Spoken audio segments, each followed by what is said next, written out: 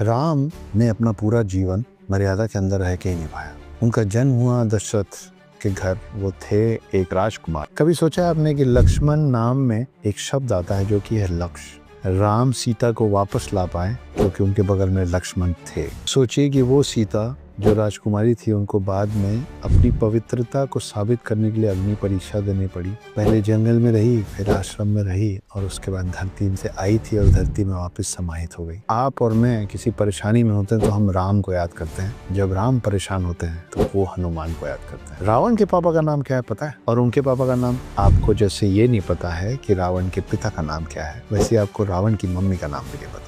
हर समय हर चीज फायदे और नुकसान के लिए नहीं होती। कहानियों में हमने देखा है कि जब रावण अपने बड़े से रथ पे आया तो राम हनुमान जी की पीठ में बैठ के भी उड़े, और रावण इतना शक्तिशाली होने के बावजूद इसलिए हार जाता है क्योंकि उसका भाई विभीषण उसके साथ नहीं था। इतना कठिन राम का जीवन रहा है, उससे भी ज्यादा कठिन सीता का जीवन रहा है। जिस धनुष को, जिस शिव जी के धनुष को बड़े बड़े क्षत्रिय उठा नहीं पा रहे थे, उसको एक 6 साल की बच्ची उठा ली थी, तो कितनी शक्तिशाली रही होगी। मर्यादा पुरुषोत्तम राम। कभी सोचें इस शब्द का मतलब क्या है? इस शब्द में ही इस पूरे वीडियो की पूरी बात है। मर्यादा मतलब यू नीड टू नो कि कहाँ पे रुकना है, कौन सी चीजें हैं जो नहीं करनी, अपने संस्कारों, अपने मर्यादा के अंदर रह के सारे कर्म करने। पुरुषोत्तम, पुरुष धन उत्तम, तो वो पुरुष सबसे ज्यादा उत्तम है, सर्वश्रेष्ठ है, बेस्ट है, जो मर्यादा के अंदर रह के अपने सारी रिस्पॉन्सिबिलिटीज, अपने सारे उत्तरदायित्व निभाए। इसीलिए राम को बोला गया है मर्यादा पुरुषोत्तम राम। 7वें अवतार हैं विष्णु जी के। लक्ष्मण उनके छोटे भाई थे, इस पे हम बात कर चुके हैं। आप देखिए कैसी विडंबना है कि राम और रावण दोनों के नाम का पहला अक्षर रा है। तो अगर आप सही पक्ष चुनते हैं तो रा से राम हो जाते हैं, और गलत पक्ष चुनते हैं तो रा से रावण हो जाते हैं। ये निर्णय हमेशा आजीवन आपके और मेरे हाथ में होगा कि हम रा के आगे क्या लगाना चाहते हैं, म या वन। राम ने अपना पूरा जीवन मर्यादा के अंदर रह के ही निभाया, और मर्यादा के अंदर रह के अपना पूरा जीवन चलाना, निभाना बहुत कठिन है। देखिए राम का जीवन क्या है, हम क्यों भगवान मानते हैं उनको, हम क्यों पूजते हैं उनको। उनका जन्म हुआ दशरथ के घर, वो थे एक राजकुमार, मगर जैसे ही उनका विवाह हुआ उनको 14 साल के लिए वनवास जाना पड़ा। सुनने में लगता है कि ठीक है, जंगल में ही तो रह रहे थे, आसान नहीं होता। और उस समय का जंगल सोचिए कितनी कठिन परिस्थितियां रही होंगी। ना कोई साथ देने वाला, ना कोई आर्मी, ना कोई सेवक, ना कोई घर, कुछ नहीं, नंगे पैर, एक जोड़ी कपड़े में, एक रिस्पॉन्सिबिलिटी जो कि सीता को लेके अपने एक भाई लक्ष्मण के साथ अपने पिता का वचन निभाने के लिए वो व्यक्ति अपना क्लेम्ड राजपाट छोड़ के आगे बढ़ गया। लड़ सकते थे, कह सकते थे कि मैं सबसे बड़ा ज्येष्ठ पुत्र हूं। आखिरकार पूरी महाभारत हुई तो इसी बात पे थी ना, एक सिंहासन के नाम पे। तो ये थे राम, जिन्होंने त्रेता युग में एक बहुत बड़ा युद्ध टाल दिया, सिर्फ ये कह के कि मेरे पिता दशरथ का एक वचन है और वो निभाने के लिए मैं यहाँ से जा रहा हूँ। नहीं तो महाभारत जिस सिंहासन के लिए 2 भाइयों में, कौरवों और पांडवों में युद्ध हुआ था, ये तो राम और लक्ष्मण में या राम और भरत में भी हो सकता था।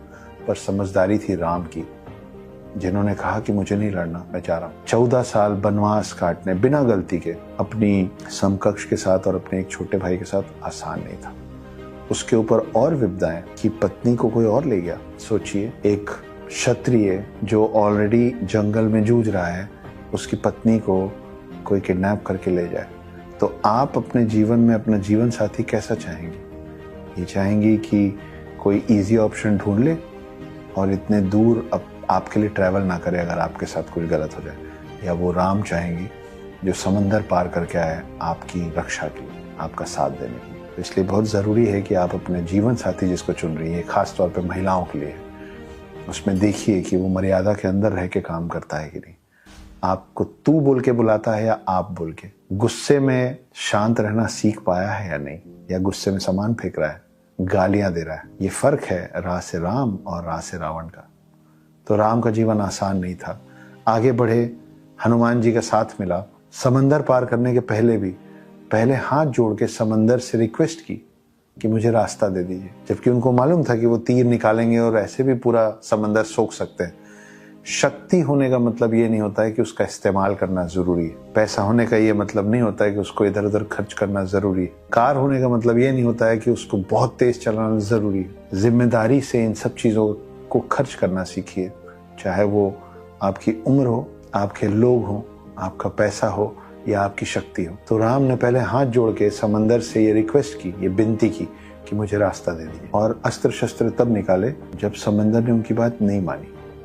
राम ने रावण के पास भी ये विनती भिजवाई थी कि मैं तुमसे युद्ध नहीं करना चाहता हूँ, तुम एक ब्राह्मण हो, तुम शिव के भक्त हो, मैं भी शिव का भक्त हूँ, दो शिव के भक्त आपस में लड़े ये सही नहीं है, मेरी पत्नी लौटा दो, मैं यहाँ से वापस चला जाऊंगा। तो चाहे समंदर हो या रावण, युद्ध के पहले और ये जानते हुए कि मेरी क्षमता है कि मैं उसको हरा दूंगा, उसको मार दूंगा, उसको युद्ध में परास्त कर दूंगा, हमेशा राम ने पहले हाथ जोड़ के युद्ध को टालने की कोशिश की। ये पूरा भारत देश भी बार बार यही कर रहा है, क्योंकि हम राम राज में रहते हैं, हम उस देश में रहते हैं जो कभी राम का था। बड़ा आसान है दूसरे देशों से लड़ लेना, पाकिस्तान को हरा देना, खुद हमला कर लेना, पर हम ऐसा नहीं करते हैं क्योंकि हम राम के भक्त हैं। तो चाहे एक पूरे देश की बात हो, एक पूरे परिवार की बात हो, या बात हो सिर्फ और सिर्फ आपके अकेले के आचरण की, उसमें राम को लाइए, मर्यादा पुरुषोत्तम राम को।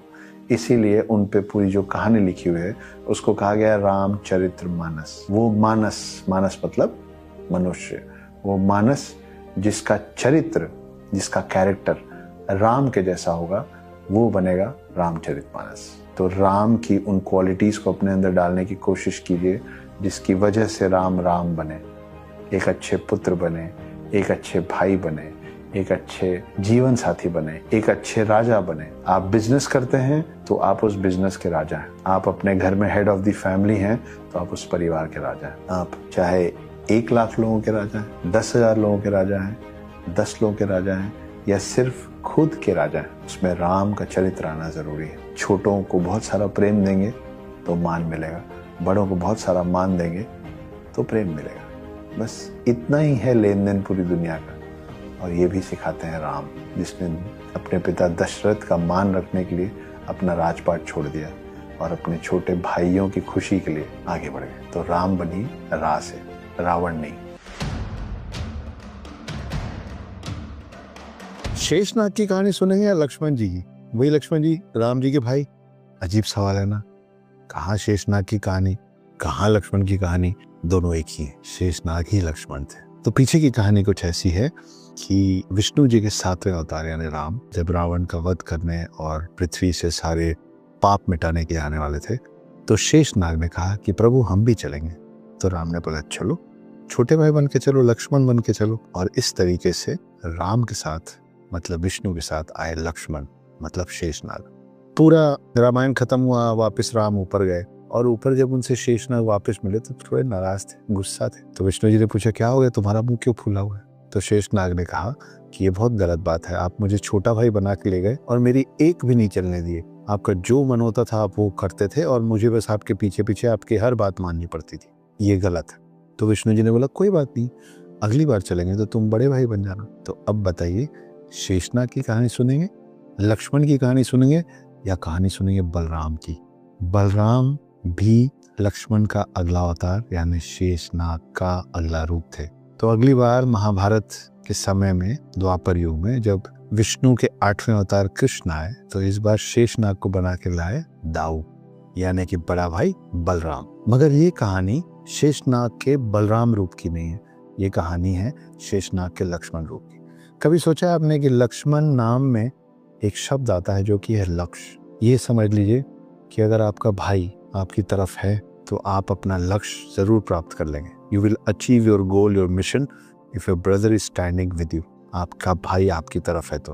उदाहरण दूं, राम सीता को वापस ला पाए क्योंकि उनके बगल में लक्ष्मण थे, और रावण राम से हार गया क्योंकि उसके बगल में विभीषण नहीं था। दोनों छोटे भाई हैं। ये है लक्ष्मण, जिसके बिना राम राम नहीं होते। तो आपका आपके भाई से, बड़े भाई से, छोटे भाई से, आप किसी भी उम्र के हैं, कोई भी मतभेद चल रहा है, मन भेद चल रहा है, किसी भी वजह से, फटाफट उसको खत्म कीजिए। क्योंकि लक्ष्मण उस पूजा स्थली में, उस मूर्तियों के संग्रह में इसलिए खड़े होते हैं क्योंकि वो राम के बगल में थे। और राम राम इसलिए बने क्योंकि उनके पास लक्ष्मण थे। दो भाई एक दूसरे के बिना अधूरे ही होंगे। तो यदि आपका छोटा भाई है तो उसके लिए बनिए बलराम, साथ दीजिए उसका। और अगर आपका बड़ा भाई है तो उसके लिए बनिए लक्ष्मण, साथ दीजिए उसका।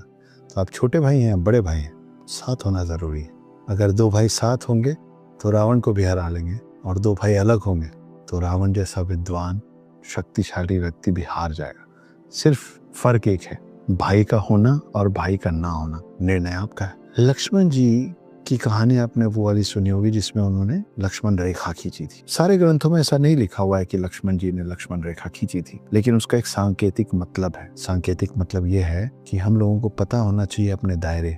मर्यादा पुरुषोत्तम राम के भाई में भी मर्यादा की समझ उतनी ही थी। उनको पता था कि चाहे आप पर्सनल लाइफ में हो या सोशल लाइफ में हो, वर्क लाइफ में हो या फैमिली लाइफ में हो, हर चीज में एक मर्यादा जरूरी है और मर्यादा का उल्लंघन नहीं होना चाहिए। लक्ष्मण की खींची हुई वो रेखा इस बात का प्रतीक है कि आपको कभी भी मर्यादा की चौखट नहीं लांघनी चाहिए, ना पर्सनल लाइफ में ना पब्लिक लाइफ में। तो अपने दायरे में रहिए, सही काम कीजिए, अपने भाई के बगल में लक्ष्मण बन के खड़े रहिए अगर आपका बड़ा भाई है तो। बस इतनी सी थी कहानी। पैसा और संस्कार दो अलग अलग चीजें हैं। जरूरी नहीं है कि किसी के पास बहुत पैसे हों तो उसके संस्कार भी अच्छे होंगे। जरूरी नहीं है कि किसी के बहुत अच्छे संस्कार हैं तो वो अमीर ही हो। इनको मिक्स मत कीजिए। और ज्यादा पैसा आने से अपने संस्कारों को मत छोड़िए। क्यों कह रहे हैं सब? क्योंकि मैं आपको बताने वाला हूँ सीता मैया का जीवन। राजकुमारी थी, जानकी भी नाम था सीता का। क्यों था जानकी नाम? क्योंकि उनके पिता का नाम था जनक। वो जनक पुत्री थी इसलिए उनको जानकी कहते थे। लेकिन वो जनक की पुत्री होने के बावजूद उनकी पुत्री नहीं थी, क्योंकि वो निकली थी जमीन से, धरती से निकली थी। धरती में एक क्रैक था, उस क्रैक से सीता निकली थी। जो सीता शब्द है उसका अंग्रेजी शब्द है फ्यूरो, फ्यूरो भी बोलते हैं। ये तो मैंने आपको बता दिया कि सीता के पिता का नाम राजा जनक था, पर राजा जनक का जो राज्य था उसका नाम था मिथिला। इसीलिए सीता जी का एक और नाम पड़ा और वो है मैथिली। सोचिए कि जैसे राम का जीवन था राजा दशरथ के राजकुमार के तौर पे, प्रिंस के तौर पे, वैसी एक राजकुमारी थी सीता, राजा जनक की पुत्री बनके। पर उसके बाद हम आज जो बड़े आराम से बार बार बोलते हैं राम लक्ष्मण सीता, राम लक्ष्मण सीता, सोचिए कि जितना कठिन राम का जीवन रहा है उससे भी ज्यादा कठिन सीता का जीवन रहा है। मर्यादा में रही उसके बावजूद। इसी वजह से आज राम के साथ साथ सीता की भी पूजा होती है। मर्यादा में रहना और पूजनीय बनना आसान काम नहीं है, ना भगवानों के लिए और ना इंसानों के लिए। वो राजकुमारी जब शादी करके, स्वयंवर करके, और शक्तिशाली कितनी थी? शक्तिशाली इतनी थी कि 6 साल की उम्र में परशुराम और अपने पिता राजा जनक के सामने पिनाका धनुष को एक हाथ से उठा दिए थे। वही पिनाका धनुष जिसको सीता 6 साल की उम्र में उठाई थी, स्वयंवर में अच्छे अच्छे क्षत्रिय हिला नहीं पा रहे थे। और उसी पिनाका धनुष, शिव जी का धनुष, ये वही धनुष है जिसपे प्रत्यंचा चढ़ाने के लिए राम उठाए और राम के हाथ से वो टूट गया। तो सोचिए कि जिस धनुष को, जिस शिव जी के धनुष को बड़े बड़े क्षत्रिय उठा नहीं पा रहे थे, उसको एक 6 साल की बच्ची उठा ली थी, तो कितनी शक्तिशाली रही होगी। राजकुमारी थी इसलिए उनको वॉरफेयर, युद्ध, विद्या, बाकी सारे उस समय के ग्रंथ, वेद, पुराण सब पता थे। मतलब उस समय के हिसाब से नॉलेजेबल भी थी और एजुकेटेड भी। उसके बाद उनका स्वयंवर होता है, राम जी से शादी होती है, और शादी के बाद बस अब जब राम राजकुमार से राजा बनने वाले होते हैं, दशरथ के एक वचन के कारण राम को जाना पड़ता है वनवास। राम जी ने कई बार कहा था सीता से कि आप राजकुमारी हैं, आप क्यों मेरे पिता के वचन के कारण 14 साल वनवास काटेंगे? आप रहिए महल में, मैं 14 साल बाद वापस आ जाऊंगा। पर एक अच्छी जीवन साथी, एक अच्छी समकक्ष, बात सिर्फ जीवन साथी की नहीं, आप अपने मित्र का भी साथ देते हैं तो उसके थिक एंड थिन दोनों में देते हैं, उसके अच्छे और बुरे दोनों में देते हैं। सीता ने निर्णय किया कि राजपाट और महल का सुख, चैन, आराम छोड़ के अनगिनत दास और दासियों से सब कुछ करवा सकने वाली सीता राम के साथ और लक्ष्मण के साथ 14 साल भटकने चली गई वनवास में। खुद घर बनाई, रोज खाना बनाई, नंगे पैर चली, कांटे चुभे, भूखी भी सोई ही होगी। इन सब के बीच में फिर रावण वाला कांड हो गया, जो कि आपको पता ही है। तो रावण के कांड में डिटेल में नहीं जाऊंगा, मैं मान के चल रहा हूँ कि आप लोगों को वो पता होगा। रावण सीता को उठा के ले गया, अशोक वाटिका में रखा, लेकिन सीता ने रावण को कभी हाथ लगाने नहीं दिया खुद को। जैसे राम थे, जबकि राजा दशरथ की 4 पत्नियां थी, उसके बावजूद राम की सिर्फ एक पत्नी थी। राम सिर्फ एक से प्रेम करते थे और वैसी सीता भी सिर्फ एक से प्रेम करती थी। She was a one man woman. तो उन्होंने रावण को हाथ नहीं लगाने दिया। रावण को उसका श्राप याद दिलाया गया कि अगर किसी भी पराई स्त्री को, महिला को उसकी इच्छा के विरुद्ध हाथ लगाओगे तो तुम्हारे सर के कई टुकड़े हो जाएंगे। अशोक वाटिका में रावण ने हर तरीके से प्रलोभन देने की कोशिश की, ये समझाने की कोशिश की कि राम से ज्यादा मैं आपको प्यार करूंगा, मैं आपका ख्याल रखूंगा, उससे ज्यादा सोना दूंगा, उससे बड़ा महल दूंगा, उससे ज्यादा मान दूंगा। सीता ने वहां पे भी अशोक वाटिका में पेड़ के नीचे रहना चुना, महल में जाके नहीं। फाइनली राम यहाँ आए, सीता जी को वापस लेके गए, खुद राजा बने और उसके बाद एक धोबी जो कि प्रजा का हिस्सा था, उसने उंगली उठा दी सीता पे, जिसकी वजह से राम को सीता जी को फिर दूर करना पड़ा। तो सोचिए कि राम का जीवन उस 14 साल के वनवास के बाद फिर भी महलों में था, लेकिन सीता फिर जाके एक आश्रम में रहने लग गई जहां उन्होंने 2 पुत्र जन्मे, लव और कुश।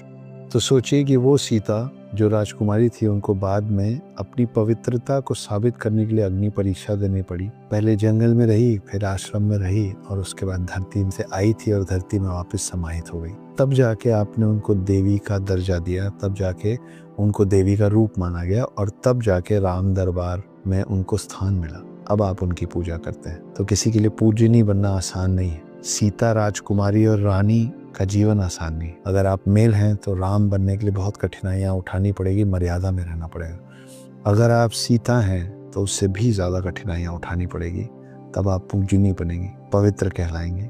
और अगर आप किसी के छोटे भाई हैं तो सिर्फ राम का सम्मान नहीं, सीता का भी सम्मान करना पड़ेगा। जब रावण सीता को ले गया था तो सीता जाते समय अपनी अंगूठी, अपनी बिछिया, अपनी पायल, सब चीज़ों को रास्ते में गिराती हुई गई थी, ताकि राम और लक्ष्मण ये समझ सकें कि किस तरफ, चारों दिशाओं में किस तरफ रावण या जो भी उसको लेके गया है, क्योंकि राम और लक्ष्मण को नहीं मालूम था कि रावण लेके गया है। तो जब ये सारी चीजें मिल रही थी तो कुछ वानरों ने सीता मैया की बिछिया और पायल लाके लक्ष्मण को दिया, और लक्ष्मण ने जब उनको देखा तो उन्होंने बोला कि ये तो मेरी माँ के हैं, क्योंकि ये माना गया है कि लक्ष्मण ने सीता जी का चेहरा ही नहीं देखा था। लक्ष्मण सीता जी को सिर्फ उनके चरणों से पहचानते थे, उनकी बिछिया और पायल से पहचानते थे। तो आपके और मेरे कल्चर में, आपके मेरे धर्म में भाभी माँ समान होती है।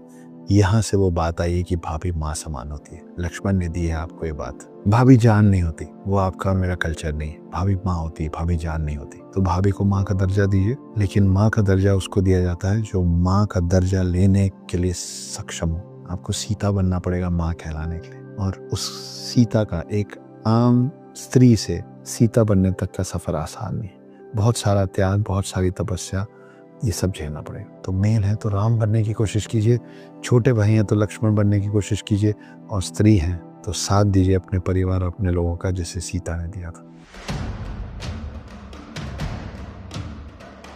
हनुमान जी का सबसे बड़ा सुपर पावर क्या है पता है? 8 सिद्धियां तो हैं उनके पास, मगर उनका सबसे बड़ा सुपर पावर क्या था? भक्ति, डिवोशन, सेवक बनने की चाहत और क्षमता, कि जो राम चाहेंगे, जो राम कहेंगे वो मैं करूंगा। और ये जो भक्ति का भाव था, ये जो समर्पण का भाव था हनुमान जी का राम के प्रति, वही कारण है जिसने हनुमान जी को हनुमान बनाया। और कितना महान बनाया, इतना महान बनाया कि जब आप और मैं किसी परेशानी में होते हैं तो हम राम को याद करते हैं, जब राम परेशान होते हैं तो वो हनुमान को याद करते हैं। इतने बड़े हैं हनुमान। किसके अवतार हैं?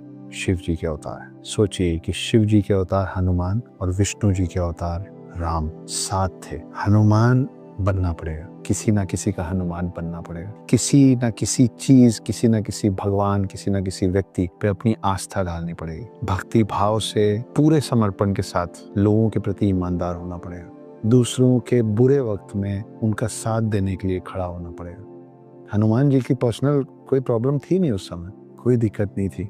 वो युद्ध जो राम जी की तरफ से, राम जी के पक्ष से लड़ने हनुमान गए थे, वो युद्ध हनुमान का नहीं था। तो हमको सेल्फिश होना बंद होना पड़ेगा। हर समय सिर्फ ये सोचना कि ये मेरा युद्ध नहीं है, इसमें मेरा क्या काम है, कोई युद्ध हारे या जीते उसमें मेरा क्या नुकसान या क्या फायदा है। हर समय हर चीज फायदे और नुकसान के लिए नहीं होती है। वो जो आप पूरा राम दरबार देखते हैं ना, उसमें लक्ष्मण इसलिए खड़े हैं क्योंकि वो भाई का फर्ज निभा रहे थे, सीता इसलिए खड़ी हैं क्योंकि वो राम जी की समकक्ष थी, पर हनुमान उस तस्वीर में उस राम दरबार में इसलिए होते हैं क्योंकि वो सेवक थे, उनका राम जी से कोई नाता नहीं था। तो जिसके भी प्रति आपके मन में सम्मान आए, आदर आए, भक्ति आए, उनका साथ कभी मत छोड़िए। अच्छे समय में तो सब लोग सबका साथ देते हैं, पर हनुमान जी राम दरबार का हिस्सा इसलिए नहीं बने क्योंकि राम राजा बने। हनुमान जी राम दरबार का हिस्सा इसलिए बने क्योंकि राम जी के बुरे समय में हनुमान उनके भक्त, उनके मित्र, उनके साथी, उनके संकट मोचन, राम जी के संकट मोचन बन के खड़े थे। और जब आप किसी को भक्ति भाव से प्रेम करते हैं तो उनके लिए जो बनना पड़ता है आप बनते हैं। कहानियों में हमने देखा है कि जब रावण अपने बड़े से रथ पे आया तो राम हनुमान जी की पीठ में बैठ के भी उड़े। तो जब जरूरत पड़ी तो हनुमान राम के वाहन बने, जब जरूरत पड़ी तो हनुमान राम के दूत बने, जब जरूरत पड़ी तो हनुमान राम के रक्षक बने, जब जरूरत पड़ी तो हनुमान राम की सेना बने, उनके सोल्जर बने, उनके सैनिक बने। हर वो चीज जो राम को सीता जी से मिलवाने के लिए करनी पड़ी निस्वार्थ भाव से, कोई पर्सनल एजेंडा नहीं, हनुमान जी वो सब कुछ किए। तो जब आप किसी से प्रेम करते हैं, जब आप किसी के प्रति सम्मान और आदर रखते हैं, तो इस सोच को बिल्कुल निकाल दीजिएगा कि मैं इतना छोटा काम कैसे कर सकता हूँ। बहुत सारे छोटे छोटे काम करके लोग बहुत बड़े बन जाते हैं। तो हनुमान बनिए। अगर आप किसी के हनुमान बनने को तैयार हैं तो हनुमान जी देख रहे हैं। अगर आप किसी के हनुमान बनने को तैयार हैं तो आपके बुरे वक्त में आपका भी कोई ना कोई हनुमान बन जाएगा। मैंने मेरा राम और मैंने मेरा हनुमान दोनों ढूंढ रखा है। आपको मिले, नहीं मिले तो अपने में सुधार कीजिए, भक्ति भाव से ढूंढिए अपने राम को भी और अपने हनुमान को भी। क्योंकि आप कोई भी हों, कितने भी शक्तिशाली हों, कितने भी अमीर हों, कितने भी जवान हों, कितने भी बुजुर्ग हों, कितने भी प्रभावशाली हों, आपको किसी न किसी दिन एक राम की और एक हनुमान की आवश्यकता जरूर पड़ेगी। तो अपने राम को और अपने हनुमान को ढूंढिए। और लक्ष्मण कितने जरूरी हैं वो मैं दूसरे वीडियो में बता चुका हूँ कि राम राम इसलिए बनते हैं क्योंकि उनके बगल में लक्ष्मण जैसा भाई है। और रावण इतना शक्तिशाली होने के बावजूद इसलिए हार जाता है क्योंकि उसका भाई विभीषण उसके साथ नहीं था। तो भाई की जरूरत, भाई की जगह किसी भी चीज से बड़ी है। तो एक हनुमान, एक लक्ष्मण और एक राम, अलग अलग समय में आप तीनों बनेंगे और अलग अलग समय में आपको ये तीनों की जरूरत भी पड़ेगी। बनिए और ढूंढिए राम, लक्ष्मण और हनुमान। राम जी के पापा का नाम क्या है वो तो पता होगा, नहीं पता है तो मैं बता देता हूँ। राम जी के पिता का नाम था राजा दशरथ। और राम जी की मम्मी का नाम, राम जी की माता का नाम था कौशल्या, इसीलिए उनको कौशल्या नंदन भी बोलते हैं। मगर अभी जो मैं आपको बताने वाला हूँ राम जी के बारे में नहीं, वो है रावण के बारे में। रावण के पापा का नाम क्या है पता है?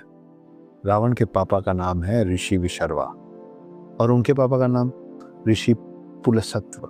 थोड़े कठिन नाम है पर याद रखिए क्योंकि आगे जो मैं आपको बताने वाला हूँ वो बहुत इंटरेस्टिंग है। तो पुलसत्व जो कि रावण के दादाजी थे, वो पुत्र थे ब्रह्मा जी के। ब्रह्मा जी के पुत्र पुलसत्व के पुत्र ऋषि विशर्वा का पुत्र था रावण। तो ये तो पूरा लीनिएज अच्छे लोगों का है। ब्रह्मा, फिर एक ऋषि पुलसत्व, उसके बाद एक ऋषि विशर्वा और उसके बाद रावण। तो फिर रावण राक्षस कैसे हो गया? ऐसे हो गया कि आपको जैसे ये नहीं पता है कि रावण के पिता का नाम क्या है, वैसे आपको रावण की मम्मी का नाम भी नहीं पता है। रावण की माता का नाम था कैकसी और कैकसी थी बिटिया एक बहुत बड़े राक्षस राज की जिसका नाम था सोमाली।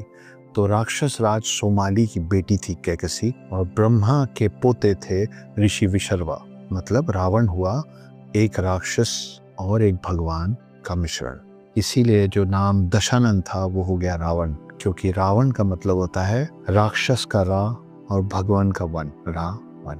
रावण शक्तिशाली था, राक्षस था, ब्राह्मण भी था, शिव जी का बहुत बड़ा भक्त था। क्योंकि राजा था इसलिए वॉरफेयर आता था, क्योंकि शिव जी का भक्त था इसलिए आर्ट भी आता था, वीणा वादक था। भक्त था, वीणा वादक था, वॉरफेयर में कमाल का था, राक्षसी शक्तियां भी थीं और ऋषि मुनि और ब्रह्मा का अंश भी था।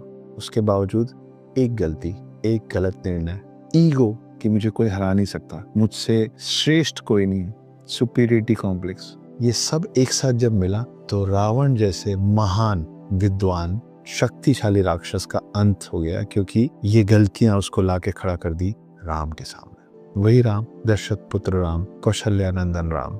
इसीलिए कहा गया है कि आज जब हम कलयुग में हैं तो आपके अंदर ये दोनों प्रवृत्तियां हैं, राक्षसी प्रवृत्ति भी और भगवान का अंश भी। हम सब के अंदर एक रावण रह रहा है। हमको सिर्फ निर्णय ये करना होता है कि हम किसको पाल पोस के बड़ा करेंगे, हम किसको शक्ति देंगे, हम किसको बड़ा करेंगे अपने अंदर, राक्षस के राख को या भगवान के वन को। अगर भगवान के वन को बड़ा करेंगे तो मर्यादा पुरुषोत्तम राम, द कंप्लीट मैन, उसके ज्यादा पास जाएंगे, एक अच्छे इंसान बनेंगे, आपके आसपास के लोग खुश होंगे, आपका मान बढ़ेगा। पर अगर अपने अंदर छुपे राक्षस यानी रावण का राह, उसको खिला पिला के बड़ा करेंगे तो फिर आपको पता है आप कहाँ पहुंचेंगे। बस इतनी सी कहानी थी रावण की।